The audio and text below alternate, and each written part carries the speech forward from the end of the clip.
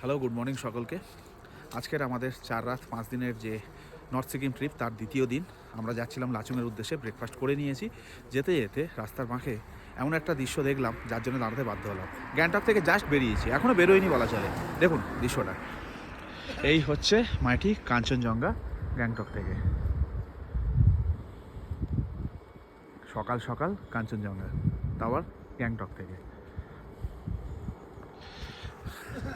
তো আমরা যাচ্ছি লাচুংয়ের উদ্দেশ্যে, যেরকম বললাম অনেকটা পথ জার্নি করতে হবে। তারই মাঝে এরকম একটা জায়গাটা কিন্তু কোনো ভিউ পয়েন্ট না। আমাদের যে অপারেটর রয়েছে তারা বললেন এখানে দাঁড়ান, দাঁড়িয়ে ফটো তুলুন, ভিডিও করুন। তো সেই মতো আমরা করছি, শুধু আমি না, আমার সঙ্গে যারা রয়েছে সবাই সেটা করছে। তো এটা একটা আমাদের অ্যাডেড বেনিফিট বলতে পারেন।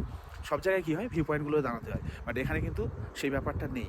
যেখানে যেখানে আমাদের মনে হচ্ছে এতটাই ফ্লেক্সিবল রয়েছে এদের যে প্যাকেজ রয়েছে আর কি, বা যেভাবে আমরা করছি আর কি, যাই বলেন না কেন।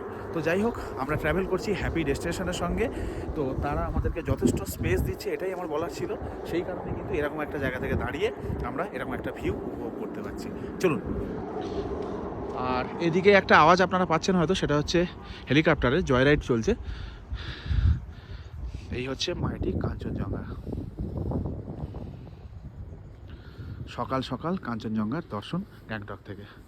আমরা জাস্ট কিছুটা বেরিয়ে এসেছি, এখনও পর্যন্ত গ্যাংটক শহর ছাড়িনি। যাই হোক, আমাদের অনেকটা জার্নি করতে হবে লাচুং, বুঝতেই পারছেন।